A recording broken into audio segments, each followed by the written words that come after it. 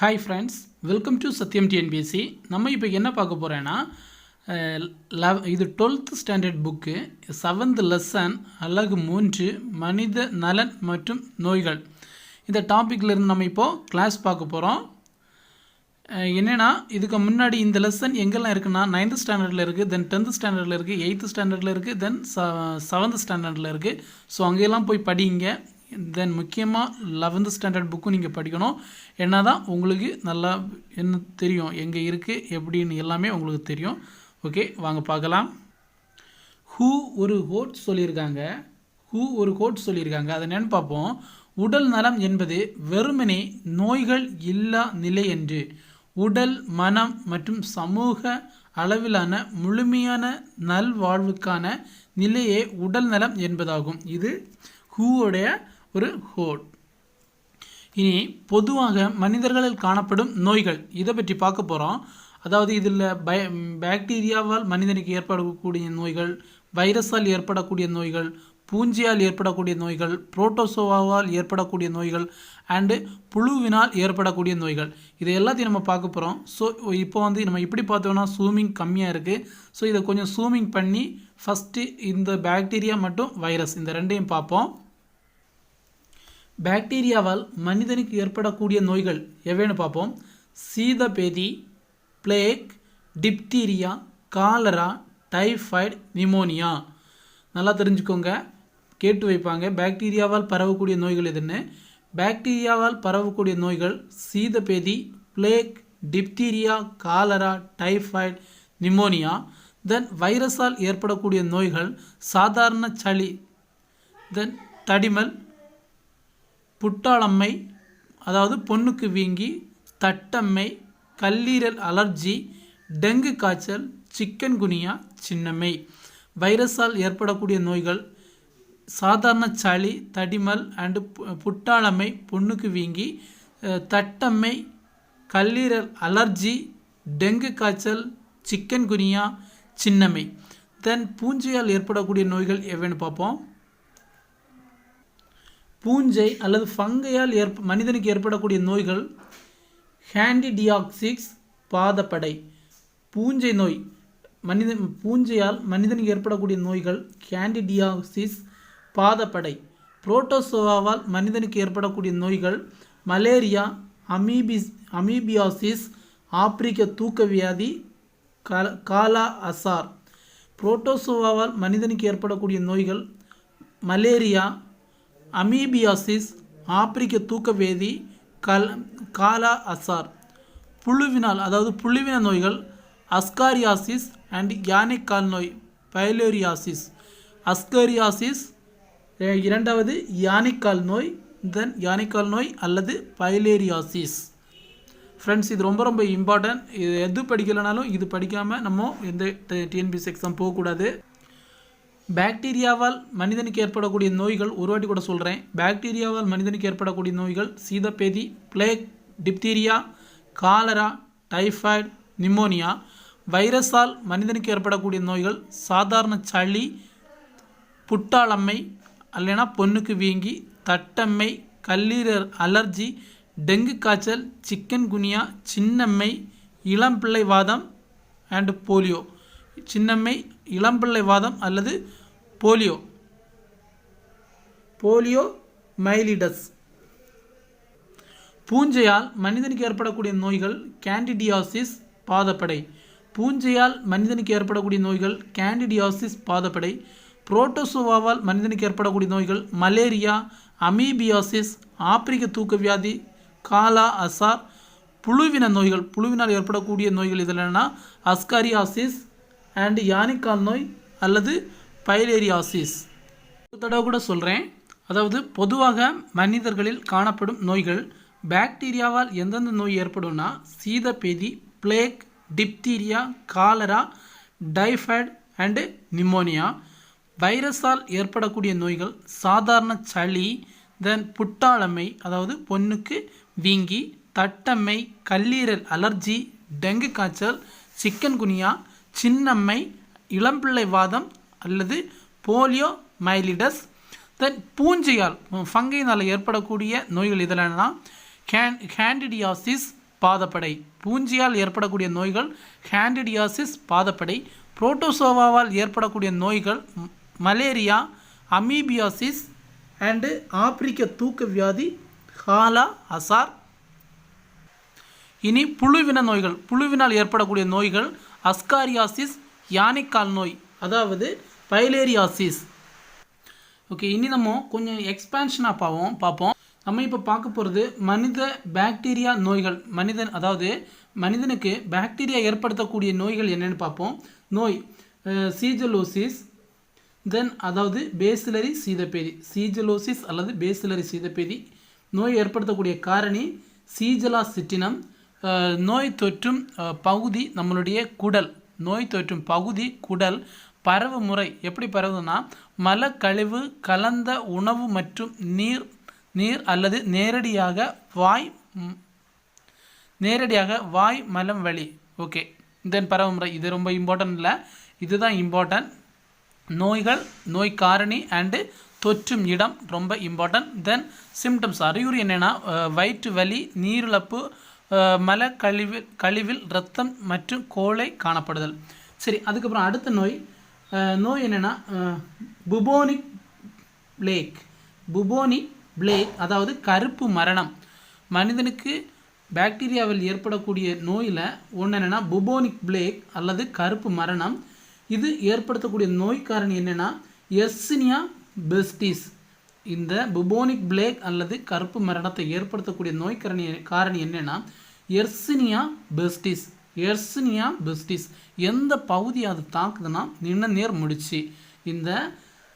இந்த bubonic plague அல்லது எர்சினியா besties நோய் காரணி எந்த பகுதியை தாக்குதுன்னா நிணநீர் முடிச்சு. அதன் பிறகு இது எப்படி பரவுதுன்னு பார்த்தீங்கன்னா நோய் கடத்தி என்னென்னா தெள்ளுப்பூச்சி. தென் அறிகுறி சிம்டம்ஸ் எப்படி இருக்குன்னா காய்ச்சல், தலைவலி, வீங்கிய நிணநீர் முடிச்சுக்கள். மூன்றாவது என்னென்னா டிப்தீரியா. இதனை ஏற்படுத்தக்கூடிய நோய் காரணி கோரினி பாக்டீரியம் டிப்தீரியே. இந்த டிப்தீரியா நோயை ஏற்படுத்துகிறது. டிப்தீரியா இந்த நோயை ஏற்படுத்தக்கூடிய நோய் காரணி கோரினி பாக்டீரியம் டிப்தீரியே. நோய் தொற்றும் பகுதி குரல் வளை, தோல், சுவாச மற்றும் இனப்பெருக்க பாதை. தென் பரவு முறை நீர்த்திவலைகள் வழி தொற்றும். தென் அறிகுறி காய்ச்சல், தொண்டை வலி, தென் கரகரப்பான தொண்டை மற்றும் சுவாசித்தல். இதனால் அது ஏற்படுது. தென் இனி நான்காவது காலரா. இந்த நோயை ஏற்படுத்தக்கூடிய நோய் காரணி என்னென்னா விப்ரியோ காலரா. இந்த நோயை ஏற்படுத்தக்கூடிய காரணி விப்ரியோ காலரே. நோய் தொற்றும் பகுதி குடல். தென் மலக்கழிவு கலந்த உணவு மற்றும் நீர் மலக்கழிவாய் வழியாக. தென் கடுமையாக இதனுடைய சிம்டம்ஸ் எப்படி இருக்குன்னா கடுமையான வயிற்றுப்போக்கு மற்றும் நீர் இழப்பு. தென் ஐந்தாவது டெட்டன்ஸ், அசையா தாடை. ஐந்தாவது நோய் என்னென்னா டெட்டன்ஸ், அசையா தாடை, அதாவது கிளாஸ்ட்ரியம் டெட்டனி. இது நோய் காரணி என்னென்னா கிளாஸ்ட்ரியம் டெட்டனி. தென் நோய் தொற்றும் பகுதி இழுப்பு. தென் பரவு முறை காயத்தின் வழியாக தொற்றும். தென் சிம்டம்ஸ் எப்படி இருக்குன்னா தாடை தசைகள் விரைத்தல், மிகை இதய துடிப்பு, முகம் மற்றும் தாடை தசை இழுப்பு. தென் ஆறாவது டைஃபாய்டு. நோய் காரணி சால்மோனெல்லா டைஃபி. ஆறாவது நோய் என்னென்னா டைஃபாய்டு. இது நோய் ஏற்படுத்தக்கூடியது சால்மோனெல்லா டைஃபி. நோய் தொற்றும் பகுதி குடல். தென் எப்படி பரவுதுன்னா மலக்கழிவு கலந்த உணவு மற்றும் நீர் வழியாக பரவுது. தென் அறிகுறி எப்படி இருக்குன்னா தலைவலி, அசுகாரியமான வயிறு, தென் காய்ச்சல் மற்றும் வயிற்றுப்போக்கு. சரியா ரைட் பண்ணவும் வரல. சரி, ஏழாவது நிமோனியா. என்ன பார்க்க போகிறோம்? நிமோனியா பற்றி பார்க்க போகிறோம். நோய் ஏற்படுத்தக்கூடிய காரணி ஸ்டெரப்டோகாக்கஸ் நிமோனியே. இது எந்த பகுதியில் தொற்றுதுன்னா நுரையீரலில் தொற்றுது. இது எப்படி பரவுதுன்னா நீர்த்திவலைகள் வழி பரவுது.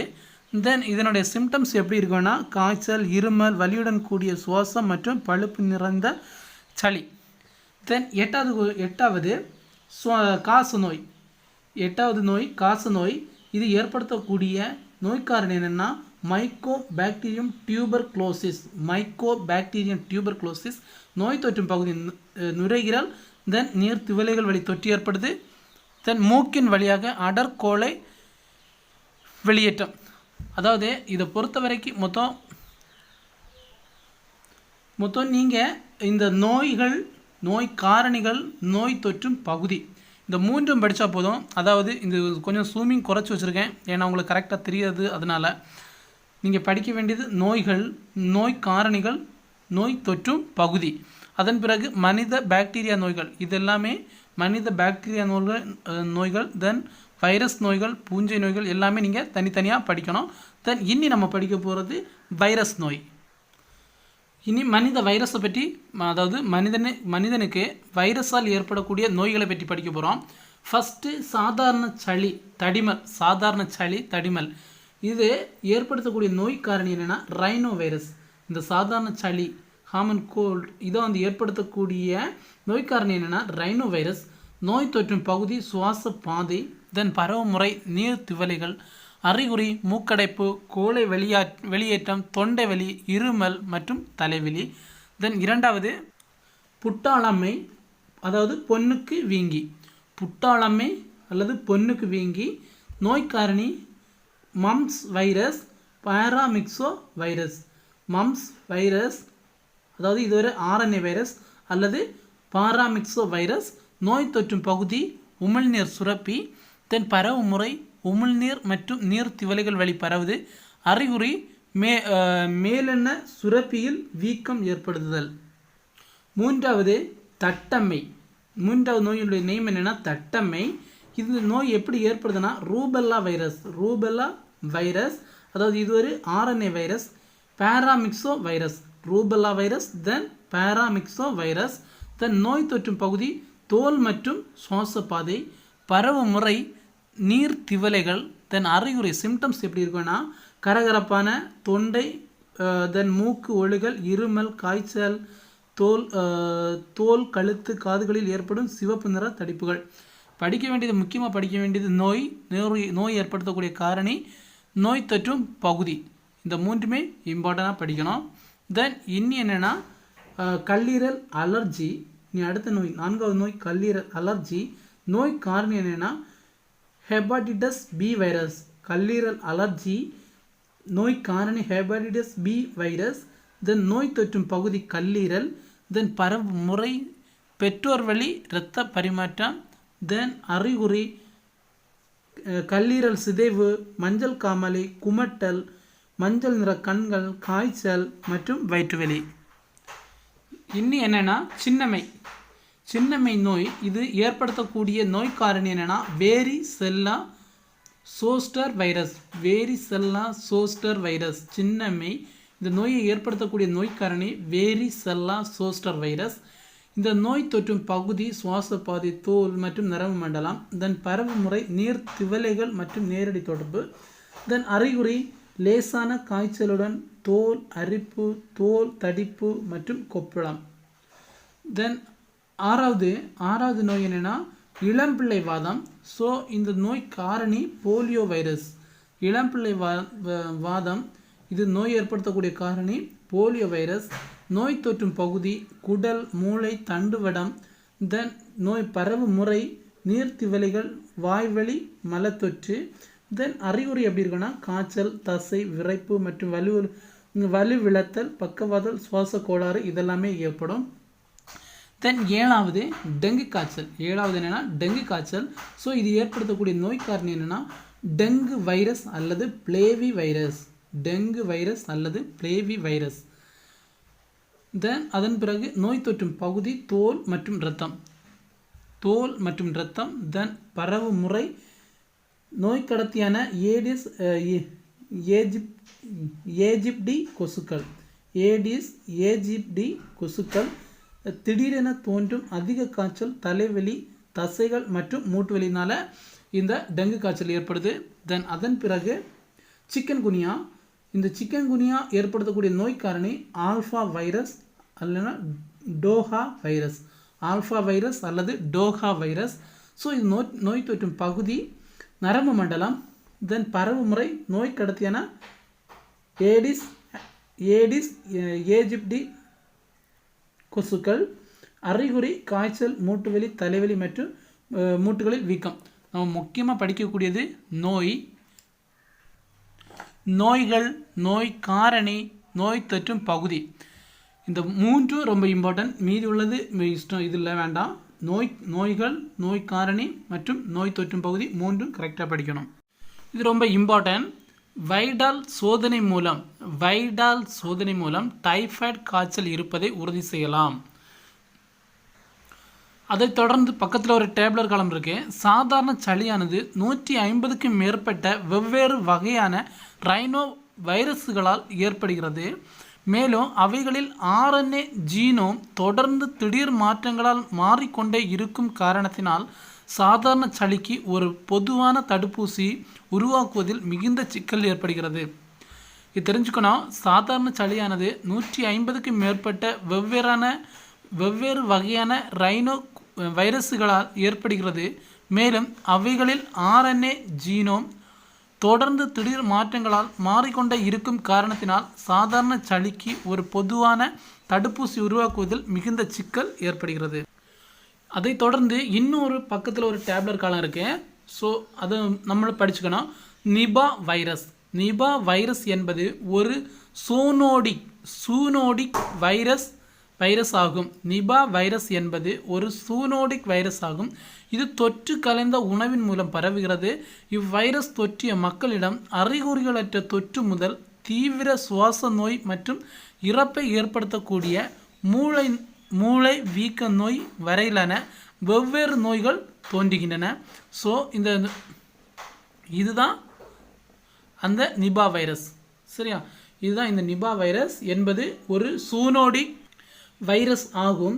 இது தொற்று கலந்த உணவின் மூலம் பரவுகிறது. இதுதான் நிபா வைரஸ். இது சூனோடிக் வைரஸ், விலங்குகளிடமிருந்து மனிதனுக்கு பரவக்கூடிய ஒரு நோய்.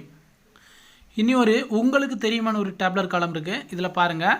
பன்றிக்காய்ச்சல் முதலில் 1919ஆம் ஆண்டு தொற்று நோயாக அங்கீகரிக்கப்பட்டு இன்றளவும் பருவ காலங்களில் ஏற்படும் காய்ச்சலாக அறியப்படுகிறது. பன்றிக்காய்ச்சல் முதலில் 1919ஆம் ஆண்டு தொற்று நோயாக அங்கீகரிக்கப்பட்டு இன்றளவும் பருவ காலங்களில் ஏற்படும் காய்ச்சலாக அறியப்படுகிறது. H1N1 வைரஸ் மூலம் பன்றிக்காய்ச்சல் ஏற்படுகிறது. H1N1 வைரஸ் மூலம் பன்றிக்காய்ச்சல் ஏற்படுகிறது. ஸோ அதுக்கப்புறம் என்னென்னா காய்ச்சல், இருமல், தொண்டை வலி, குளிர், வலுவிழத்தல். ஸோ இப்படி கொஞ்சம் கொடுத்துருக்கு. தென் ஓகே, ரொம்ப தெரிய வேண்டியது 1919ஆம் ஆண்டு தொற்று நோயாக அங்கீகரிக்கப்பட்டது பன்றிக்காய்ச்சல். 1919ஆம் ஆண்டு தொற்று நோயாக அங்கீகரிக்கப்பட்டது எது மூலம் ஏற்படுகிறதுனா H1N1 வைரஸ் மூலம் ஏற்படுகிறது. இனி நம்ம பார்க்கக்கூடியது புரோட்டோசோவா நோய். மனித உடலில் ஏறத்தாழ 15 புரோட்டோசோவா இனங்கள் ஒட்டுண்ணியாக வாழ்ந்து நோயை ஏற்படுத்துகிறது. மனித உடலில் ஏறத்தாழ 15 புரோட்டோசோவா இனங்கள் ஒட்டுண்ணியாக வாழ்ந்து நோயை ஏற்படுத்துகிறது. தென் அமீபியாசிஸ் என்பது எண்டமிபா ஹிஸ்டோலைட்டிகா என்னும் புரோட்டோசோவினால் ஏற்படுத்தப்படும். அதாவது அமீபியாசிஸ் என்பது எண்டமிபா ஹிஸ்டோலைட்டிகா என்னும் புரோட்டோசோவினால் ஏற்படுத்தப்படும் அமீபிக் சீதப்பேதி அல்லது அமீபிக் பெருங்குடல் அலர்ஜி நோயாகும். அமீபிக் சீதப்பேதி அல்லது அமீபிக் பெருங்குடல் அலர்ஜி நோயாகும். இவை மனித பெருங்குடலில் உள்ள கோழை செல்கள் தென் பாக்டீரியாக்களையும் உட்கொண்டு வாழ்கின்றன.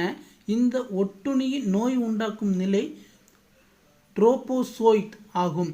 இந்த ஒட்டுண்ணியின் நோய் உண்டாக்கும் நிலை ட்ரோபோசோயிட் ஆகும். அதாவது அமீபியாசிஸ் என்பது எண்டமிபா ஹிஸ்டோலைட்டிகா என்னும் புரோட்டோசோவினால் ஏற்படுத்தப்படும் அமீபிக் சீதப்பேதி அல்லது அமீபிக் பெருங்குடல் அலர்ஜி நோயாகும். இவை மனித பெருங்குடலில் உள்ள கோழை செல்கள் பாக்டீரியாக்களையும் உட்கொண்டு வாழ்கின்றன. இந்த ஒட்டுண்ணியின் நோய் உண்டாக்கும் நிலை ட்ரோபோசோயிட் ஆகும். இந்த ஒட்டுண்ணியின் நோய் உண்டாக்கும் நிலை ட்ரோபோசோயிட் ஆகும். இதுதான் எண்டமிபா ஹிஸ்டோலைட்டிகா புரோட்டோசோவா. இது ஒரு புரோட்டோசோவா. இதனுடைய நேம் எண்டமிபா ஹிஸ்டோலைட்டிகா. ஸோ இது உட்கரு, தென் அதனை சுற்றி உட்கரு, தென் அதில் எண்டோபிளாசம், தென் உணவு குமிழ், தென் பிளாஸ்மா சவ்வு, தென் புரோபிளாசம், இது என்னென்னா அகப்பிளாசம். ஸோ எல்லாமே கொடுத்துருக்கு. இனி நம்ம படிக்க போகிறது ஆப்பிரிக்க தூக்க வியாதி என்பது ட்ரிபனோசோமா சிற்றினங்களால் ஏற்படுவதாகும். ஆப்பிரிக்க தூக்க வியாதி என்பது ட்ரிபனோசோமா சிற்றினங்களால் ஏற்படுவதாகும். பொதுவாக செட்சி என்ற இரத்த உறிஞ்சி ஈக்களால் ட்ரிபனோசோமா கடத்தப்படுகிறது. ஆப்பிரிக்க தூக்க வியாதி என்பது ட்ரிபனோசோமா சிற்றினங்களால் ஏற்படுவதாகும். பொதுவாக செட்சி என்ற இரத்த உறிஞ்சி ஈக்களால் ட்ரிபனோசோமா கடத்தப்படுகிறது. ட்ரிபனோசோமாவின் 3 சிற்றினங்கள் மனிதனில் தூக்க வியாதியை ஏற்படுத்துகிறது. நல்லா தெரிஞ்சுக்கோங்க. ஆப்பிரிக்க தூக்க வியாதி என்பது ட்ரிபனோசோமா சிற்றினங்களால் ஏற்படுவதாகும். பொதுவாக செட்சி என்ற இரத்த உறிஞ்சி ஈக்களால் ட்ரிபனோசோமா கடத்தப்படுகிறது. ட்ரிபனோசோமாவின் 3 சிற்றினங்கள் மனிதனில் தூக்க வியாதியை ஏற்படுத்துகிறது.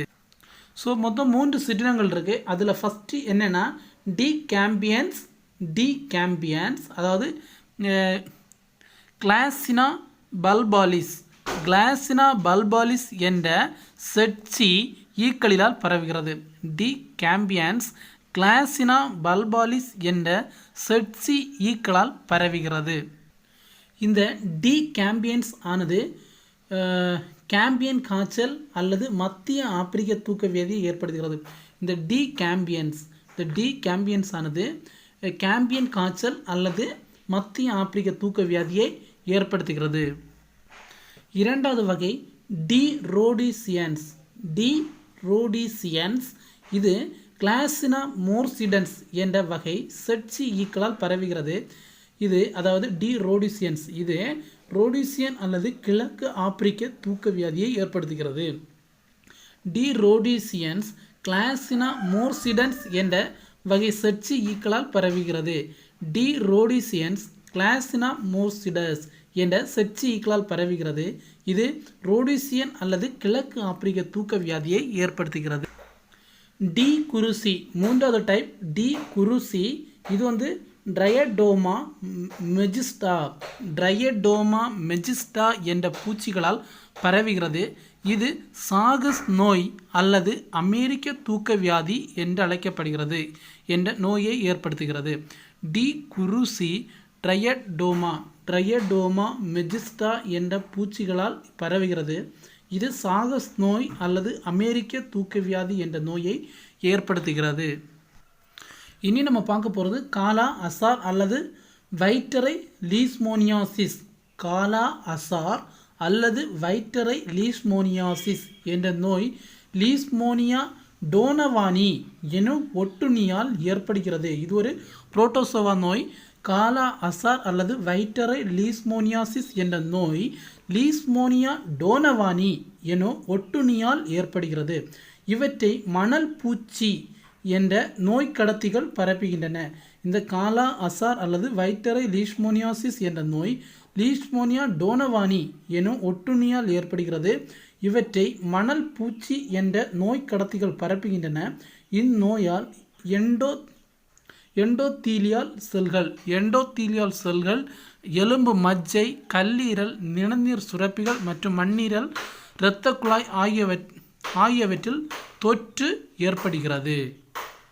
நம்ம மலேரியாவை பற்றி படிக்க போகிறோம். மலேரியாவானது பல்வேறு வகையான பிளாஸ்மோடிய இனங்களான plasmodium vivax, plasmodium ovale, plasmodium malariae மற்றும் பிளாஸ்மோடியம் பால்சிபாரம் ஆகியவற்றால் ஏற்படுகிறது. நல்லா தெரிஞ்சுக்கோங்க. மலேரியாவானது பல்வேறு வகையான பிளாஸ்மோடிய இனங்களான plasmodium vivax, plasmodium ovale, plasmodium malariae மற்றும் பிளாஸ்மோடியம் பால்சிபாரம் ஆகியவற்றால் ஏற்படுகிறது. தென் பிளாஸ்மோடியம் ட்ரோபோசோய்டுகள் என்ற முதிர்நிலையில், இந்த பிளாஸ்மோடியம் எப்படி வாழுதான், ட்ரோபோசோய்டுகள் என்ற முதிர்நிலையில் மனிதனில் இரத்த சிவப்பணுகள் வாழ்கின்றன. இது நோய் தொற்றிய பெண் அனாபலஸ் கொசு கடிப்பதன் மூலம் ஒருவரிடந்து மற்றொருக்கு பரவுகிறது. பிளாஸ்மோடியம் ட்ரோபோசோய்டுகள் என்ற முதிர்நிலையில் இரத்தத்தின் சிவப்பணுக்களில் வாழ்கின்றன. இது நோய் தொற்றிய பெண் அனாபிலஸ் கொசு கடிப்பதன் மூலம் ஒருவரிடமிருந்து மற்றொருவருக்கு பரவுகிறது. இனி நம்ம பிளாஸ்மோடியத்தின் வாழ்க்கை சுழற்சி சுழற்சியை பற்றி பார்க்க போகிறோம். பிளாஸ்மோடியம் வைவாக்ஸ் இரு விருந்தோம்பிகளை கொண்ட உயிரியாகும். பிளாஸ்மோடியம் வைவாக்ஸ் இரு விருந்தோம்பிகளை கொண்ட உயிரியாகும். இதன் வாழ்க்கை சுழற்சியில் முதன்மை விருந்தோம்பியாக பெண் அனாபிலஸ் கொசுவும் இரண்டாம் நிலை விருந்தோம்பியாக மனிதனும் செயலாற்றுகின்றன. நல்லா தெரிஞ்சுக்கோங்க. பிளாஸ்மோடியம் வாழ்க்கை சுழற்சி இதை பற்றி படிக்க போகிறோம். பிளாஸ்மோடியம் வைவாக்ஸ் இரு விருந்தோம்பிகளை கொண்ட உயிரியாகும். இதன் வாழ்க்கை சுழற்சிகள் முதன்மை விருந்தோம்பியாக பெண் அனாபிலஸ் கொசுவும் இரண்டாம் நிலை விருந்தோம்பியாக மனிதனும் செயலாற்றுகின்றனர். பிளாஸ்மோடியத்தின் வாழ்க்கை சுழற்சியில் பிளாஸ்மோடியத்தின் வாழ்க்கை சுழற்சியில் சைசோகோனி, ஹோமோகோனி மற்றும் ஸ்போரோகோனி என்ற 3 நிலைகள் காணப்படுகின்றன. பிளாஸ்மோடியத்தின் வாழ்க்கை சுழற்சியில் சைசோகோனி, ஹோமோகோனி மற்றும் ஸ்போரோகோனி என்ற 3 நிலைகள் காணப்படுகின்றன. நோய் தொற்றுக்கொண்ட பெண் அனாபிலஸ் கொசு ஒரு மனிதனை கடிக்கும் போது மலேரியா ஒட்டுண்ணிகள் மனிதனின் இரத்த ஓட்டத்தினுள் நுழைகின்றன. கொசு இரத்தத்தை உறிஞ்சும் போது தன் உமிழ்நீருடன் சேர்த்து ஸ்போரோசைட்டுகளையும் உட்செலுத்துகிறது. இதனால் ஸ்போரோசைட்டுகள் உடனடியாக மனிதனின் இரத்த ஓட்டத்தில் நுழைந்து பின் கல்லீரல் செல்களை அடைகிறது. நோய் தொற்றுக்கொண்ட பெண் அனாபிலஸ் கொசு ஒரு மனிதனை கடிக்கும் போது மலேரியா ஒட்டுண்ணிகள், எந்த ஒட்டுண்ணிகள்? மலேரியா ஒட்டுண்ணிகள்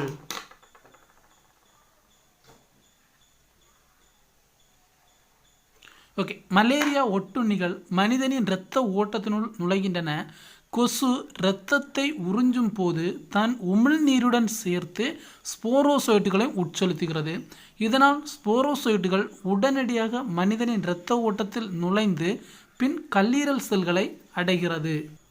இப்போ கல்லீரல் செல்களை அடைந்தாச்சே, மேலும் இவை கல்லீரல் செல்களில் பாலிலா பலப்பிளவு, அதாவது சைசோகோனி, பாலிலா பலப்பிளவு அதாவது சைசோகோனி முறையில் பெருக்கமடைந்து மியூரோசைட்டுகளை உற்பத்தி செய்கிறது.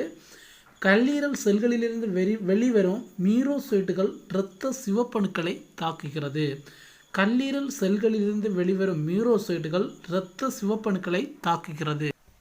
இரத்த சிவப்பணுக்களுள் நுழைந்த மியூரோசைட்டுகள் ஒரு செல்லுடைய ஸ்போரோசைட்டுகளாக வளர்ந்து அளவில் பெரிதாகின்றன. அதன் மையத்தில் உருவான நுண்குமிழ் பெரிதாகி சைட்டோபிளாசத்தின் ஒரு புறமாக தள்ளப்படுவதால் முத்திரை மோதிர நிலை உருவாகிறது. அதாவது இரத்த சிவப்பணுக்களுள் நுழைந்த மியூரோசைட்டுகள் ஒரு செல்லுடைய ட்ரோபோசைட்டுகளாக வளர்ந்து அளவில் பெரிதாகின்றன.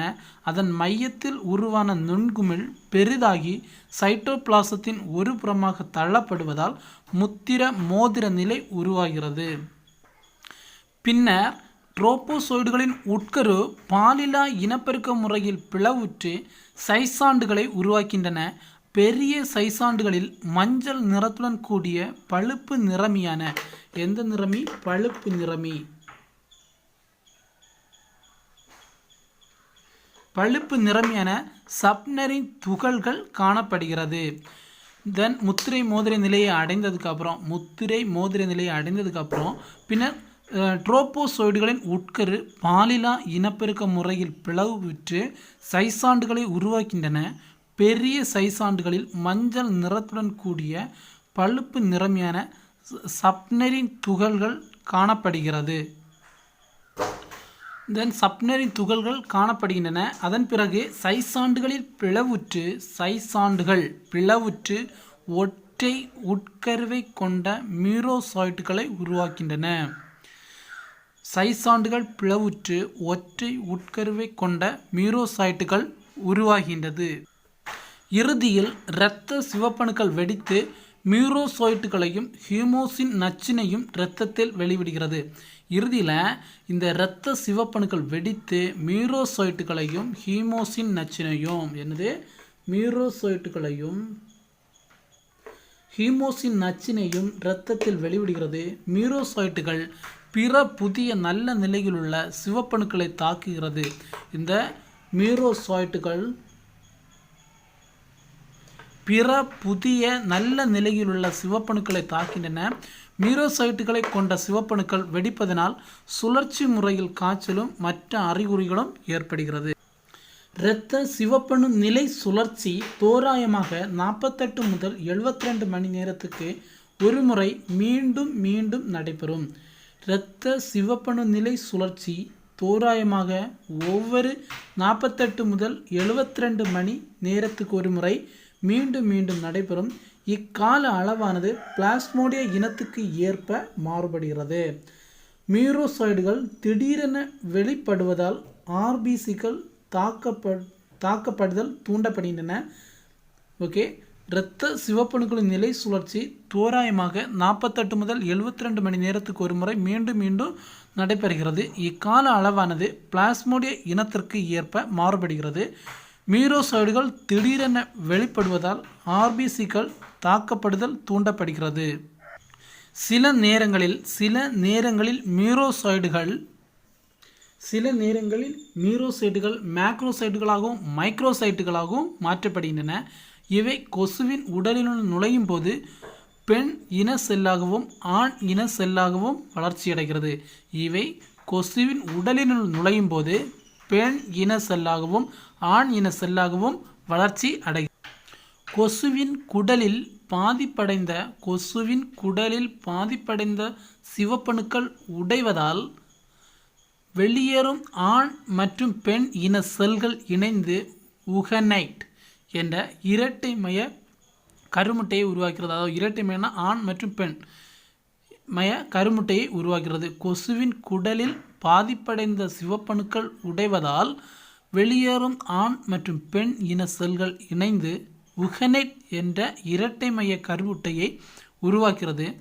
கொசுவின் குடற்சுவரை துளைத்து செல்லும் உகனைட் ஊசிஸ்டுகளாக மாறுகிறது. கொசுவின் குடற்சுவரை துளைத்து செல்லும் உகனைட் ஊசிஸ்டுகளாக மாறுகிறது. ஊசிஸ்டுகள் குண்டல் பகுப்பு முறையில் பிளவு பெற்று ஸ்போரோசைடுகளை உருவாக்கிறது. ஊசிஸ்டுகளாக மாறுகிறது. தென் ஊசிஸ்டுகள் குண்டல் பகுப்பு முறையில் பிளவுற்று ஸ்போரோசைடுகளை உருவாக்கிறது.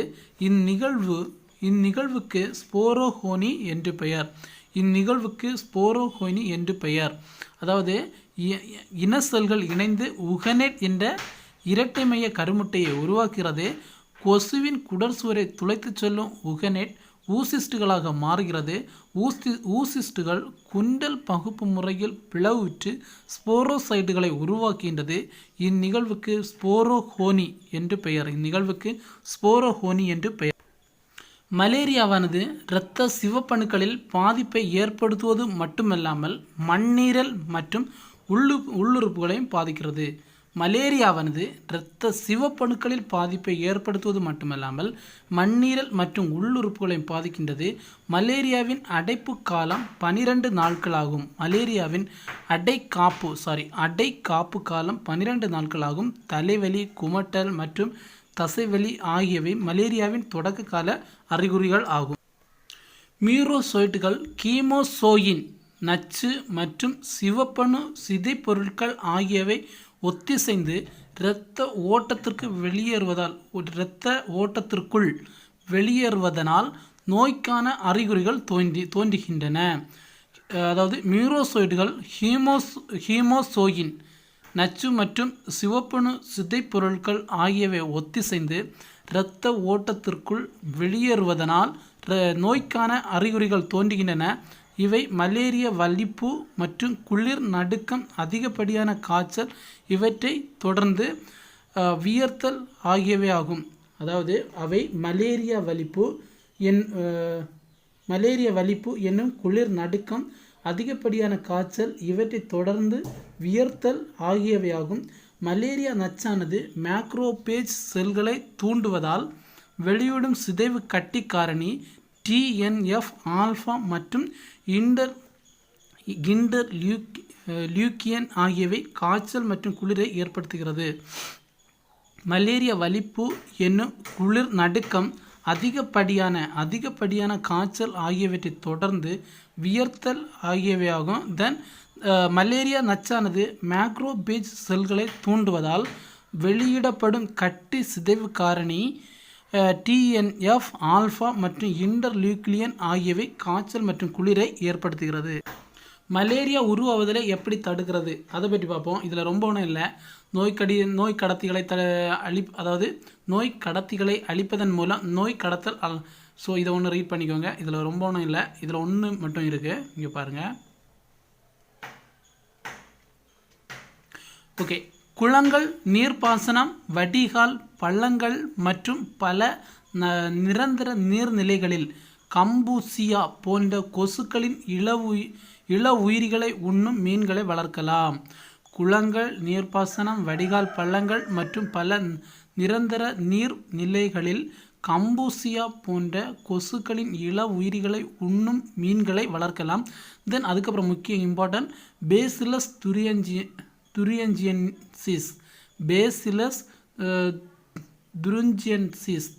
துரிஞ்சியன்சிஸ் என்னும் பாக்டீரியாக்களை தெளிப்பதன் மூலம் கொசுக்களின் இள உயிர்களை கொல்ல முடியும். ரொம்ப இம்பார்ட்டன்ட் இது.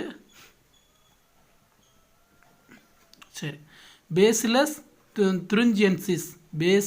துரிஞ்சியன்சிஸ் என்னும் பாக்டீரியாவை தெளிப்பதன் மூலம் கொசுக்களின் இள உயிர்களை கொல்ல முடியும். 1950ஆம் ஆண்டு உலக சுகாதார நிறுவனம் WHO மலேரியா ஒழிப்பு திட்டத்தை அறிமுகப்படுத்தியது. 1950ஆம் ஆண்டு உலக சுகாதார நிறுவனம் மலேரியா ஒழிப்பு திட்டத்தை அறிமுகப்படுத்தியது. பிளாஸ்மோடியமானது அதனை அழிக்கும் மருந்துகளுக்கும் எதிராகவும் கொசுக்கள், DDT மற்றும் பிற பூச்சிக்கொல்லிகளுக்கு எதிராகவும் எதிர்ப்பு திறனை வளர்த்து கொண்டு விட்டதன் காரணமாக இத்திட்டம் தோல்வியடைந்தது. ரொம்ப இம்பார்ட்டன்ட்.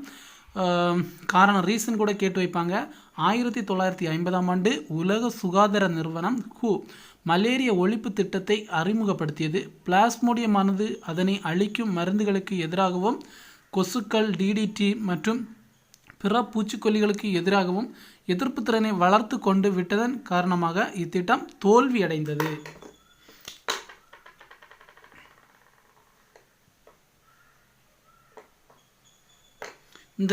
அதன் பிறகு இனி ஒரு பாக்ஸுக்குள்ளாடி உங்களுக்கு தெரியுமா இருக்குது.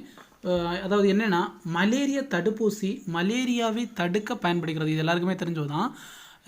2015 வரை மலேரியாவுக்கான அங்கீகரிக்கப்பட்ட ஒரே தடுப்பூசி RTS-ES அதாவது மஸ்குரிக்ஸ் என்பதாகும். 2015ஆம் ஆண்டு வரை. ஓகே, வெயிட் பண்ணுங்கள். 2015 வரை மலேரியாவுக்கான அங்கீகரிக்கப்பட்ட ஒரே தடுப்பூசி RTS-ES. அது அண்டர்லைன் பண்ணிக்கிறேன். ஓகே, RTS-ES அதாவது எஸ்னா மஸ்குரிக்ஸ் என்பதாகவும் குறைந்த திறனுள்ள, அதாவது 26 to 50% குறைந்த திறனுள்ள இம்மருந்து 4 முறை உட்செலுத்தப்படுகிறது. இந்த RTS மற்றும் எஸ் இது எனது குறைந்த திறன் உள்ளது. ஸோ அதாவது 26 to 50% இம்மருந்து 4 முறை உட்செலுத்தப்படுகிறது. இது குறைந்த திறன் உடையதால் உலக சுகாதார நிறுவனமானது 6 முதல் 12 வார வயதுள்ள குழந்தைகளுக்கு இதை பயன்படுத்த பரிந்துரைப்பது இல்லை. அதாவது குறைந்த திறனை உடையதால் இந்த RTS-ES குறைந்த திறனை உடையதால் 6 முதல் 15 வார வயதுள்ள குழந்தைகளுக்கு இதை பயன்படுத்த பரிந்துரைப்பது இல்லை. அதாவது 6 முதல் 15 வீக் அதாவது வாரம் இருக்கக்கூடிய குழந்தைகளுக்கு இந்த RTS-ES தடுப்பூசிகளை இந்த அமைப்பு உலக சுகாதார நிறுவனம் பரிந்துரைப்பது இல்லை. இதை நீங்கள் பார்த்துக்கோங்க. மொத்தம் 4 இருக்குது மலேரியாவின் வகைகள். நோய்க்காரணி அண்டு சிவப்பணு சுழற்சியின் காலம். ஃபஸ்ட்டு மலேரியாவின் வகைகள் டெர்ஷியன், தீங்கற்ற டெர்ஷியன் அல்லது வைவாக்ஸ் மலேரியா. தீங்கற்ற டெர்ஷியன் அல்லது வைவாக்ஸ் மலேரியா. இது நோய்க்காரணி பிளாஸ்மோடியம் வைவாக்ஸ். இதனுடைய நோய்க்காரணி பிளாஸ்மோடியம் வைவாக்ஸ். சிவப்பணு சுழற்சியின் காலம் 48 மணி நேரம். சிவப்பணு சுழற்சியினுடைய காலம் 48 மணி நேரம். தென் மலேரியாவினுடைய வகை இரண்டாவது வகை குவார்டன் மலேரியா. இரண்டாவது வகை குவார்டன் மலேரியா, அதாவது இதன் காரணி பிளாஸ்மோடியம் மலேரியே. தென் இதனுடைய சிவப்பணு சுழற்சியின் காலம் 78 மணி நேரம். இந்த குவார்டன் மலேரியா அல்லது குவார்டன் மலேரியா நோய்க்காரணி பிளாஸ்மோடியம் மலேரியே, சிவப்பணு சுழற்சியின் காலம் 72 மணி நேரம். தென் மூன்றாவது மிதமான டர்ஷியன் மலேரியா நோய்க்காரணியம் பிளாஸ்மோடியம் ஓவேல், சிவப்பணு சுழற்சியின் காலம் 48 மணி நேரம். தென் நான்காவது வீரியமிக்க டர்ஷியன் அல்லது குவார்டியன் மலேரியா நோய்க்காரணி பிளாஸ்மோடியம் பால்சிபாரம். தென் சிவப்பணு சுழற்சியின் காலம் 36 முதல் 48 மணி நேரம். தென் பிளாஸ்மோடியம், இந்த பிளாஸ்மோடியத்தினுடைய வாழ்க்கை சுழற்சி ஃபிகராக கொடுத்துருக்கு, அதாவது இந்த 12th ஸ்டாண்டர்ட் புக்கில். இதை ஜஸ்ட்டு பார்த்துக்கோங்க, உங்களுக்கு புரியும். ஓகே,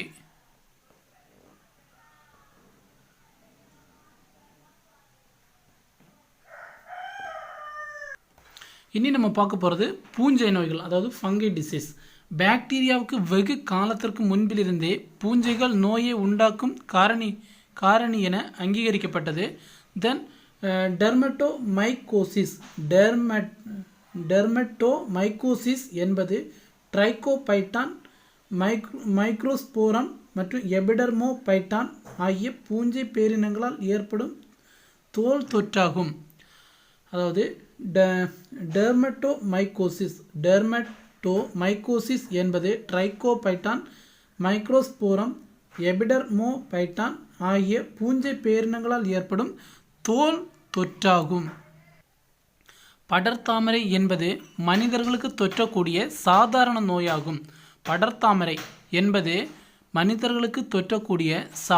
நோயாகும். தோல், நகங்கள் மற்றும் தலைப்பகுதியில் காணப்படும் வறண்ட தோல், செதில் போன்ற புண்கள் இந்நோயின் முக்கிய அறிகுறியாகும். இந்த படர்தாமரையுடைய அறிகுறி என்னன்னா, தோல், நகங்கள் மற்றும் தலைப்பகுதியில் காணப்படும் வறண்ட தோல், செதில் போன்ற புண்கள் இந்நோயின் முக்கிய அறிகுறிகளாகும். ஸோ அதுக்கப்புறம் இம்பார்ட்டன்ட் பாயிண்ட் இல்லை, லைட்டாக ரீட் பண்ணிக்கோங்க. தொடை இடுக்குகள் மற்றும் கால் விரலிடை பகுதியின் தோல் மடிப்புகளில் உள்ள வெப்பம் மற்றும் ஈரப்பதம் இப்பூஞ்சைகள் வளர உதவுகின்றன. பாதங்களில் ஏற்படும் படர்தாமரை சேற்றுப்புண் டினியா பெடிக்ஸ் என்னும் பூஞ்சையால் ஏற்படுகிறது. பாதங்களில் ஏற்படும் படர்தாமரை சேற்றுப்புண், அதாவது பாதங்களில் ஏற்படும் படர்தாமரை என்ன சொல்லுவாங்கன்னா சேற்றுப்புண். இது டினியா பெடிக்ஸ் என்னும் பூஞ்சையால் ஏற்படுகிறது. சேற்றுப்புண் டினியா பெடிக்ஸ் என்னும் பூஞ்சையால் ஏற்படுகிறது. இதுதான் படர்தாமரை. ஸோ இந்த ஃபேஸில் இப்படி இருக்குது பாருங்கள், ஒரு ரெட் கலரில், இதுதான் படர்தாமரை. ஸோ படர்தாமரையுடைய அறிகுறிகள் இங்கே கழுத்து இந்த சைடெல்லாம் இப்படியே படர்ந்து அப்படியே வந்துக்கிட்டே இருக்கும். இனி வரக்கூடிய இது என்னென்னா சேற்றுப்புண் அறிகுறிகள். இது என்னென்னா, நம்ம இந்த சின்ன குழந்தைங்களாக இருக்கட்டும், யாராவது இந்த சாக்கடை இப்படிப்பட்ட இடத்துல எல்லாம் இந்த சுத்தமான இடத்துல நடந்தாங்கன்னா இது போல் சேற்றுப்புண் வரும். ஓகேவா, இது போல் வரும். ஸோ இதுக்கு காரணமான இந்த பூஞ்சை என்னென்னா டினியா பெடிஸ். இந்த சேற்றுப்புண் வருவதற்கான காரணமான பூஞ்சை டினியா பெடிஸ். இனி நம்ம பார்க்க போகிறது புழுவின நோய்கள். மனிதர்களில் குடல் மற்றும் இரத்தத்தில் அக ஒட்டுண்ணிகளாக இருக்கும் புழுக்கள் புழுவின நோய்களை ஏற்படுத்துகிறது.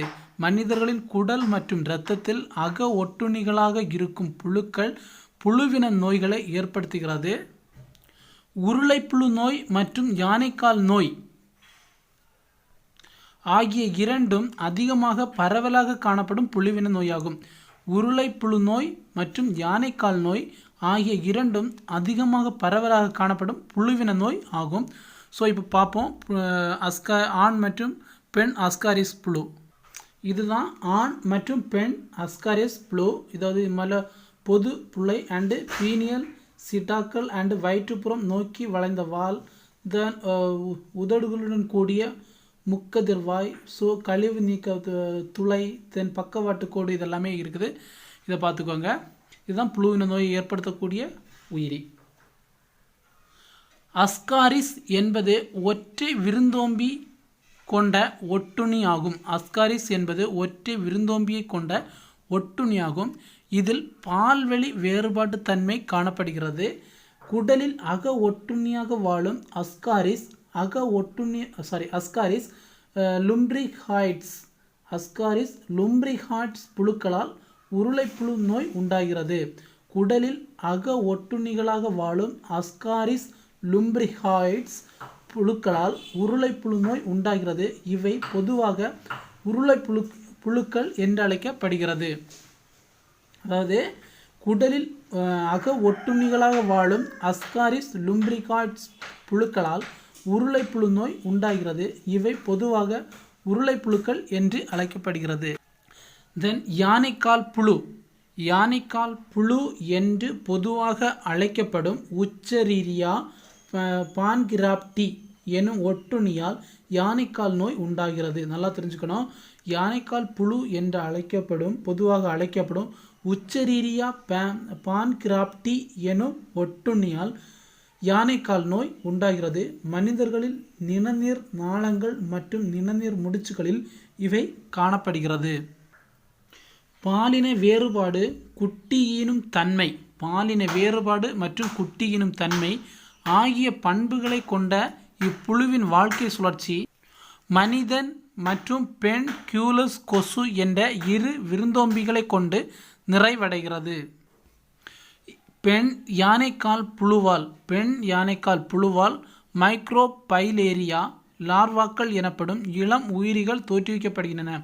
பெண் யானைக்கால் புழுவால் மைக்ரோபைலேரியே லார்வாக்கள் எனப்படும் இளம் உயிரிகள் தோற்றுவிக்கப்படுகின்றன. இந்த இளம் உயிரிகள் நிணநீர் முடிச்சுகளில் முதிர் உயிரிகளாக வளர்ச்சியடைகின்றன. புழுக்களில் திரட்சியால் நிணநீர் மண்டலத்தில் ஏற்படும் அடைப்பு நிணநீர் முடிச்சுகளில் வீக்கத்தை ஏற்படுத்துகிறது. சிலருக்கு நிணநீர் நாளங்களில் ஏற்படும் அடைப்பின் காரணமாக கால்கள், விதைப்பை மற்றும் பால் சுரப்பிகளில் யானைக்கால் நோய் ஏற்படுகிறது. எங்கெல்லாம் ஏற்படுது? கால்கள், விதைப்பை மற்றும் பால் சுரப்பிகளில் யானைக்கால் நோய் ஏற்படுகிறது. இது உச்சரீரியா பான்கிராப்டி, அதாவது இது ஒரு புழுவின நோய், ஒரு புழு. சரியா? இதுக்கு நேம் உச்சரீரியா பான்கிராப்டி அண்ட் இது நீடித்த கால் வீக்கம். ஓகே, இதோட டிசீஸ் முடிஞ்சிருச்சு. இந்த வீடியோ பிடிச்சிருந்தா லைக் பண்ணுங்கள். உங்களுக்கு சப்ஸ்கிரைப் பண்ணணுன்னா சப்ஸ்கிரைப் பண்ணிக்கோங்க. தேங்க்யூ.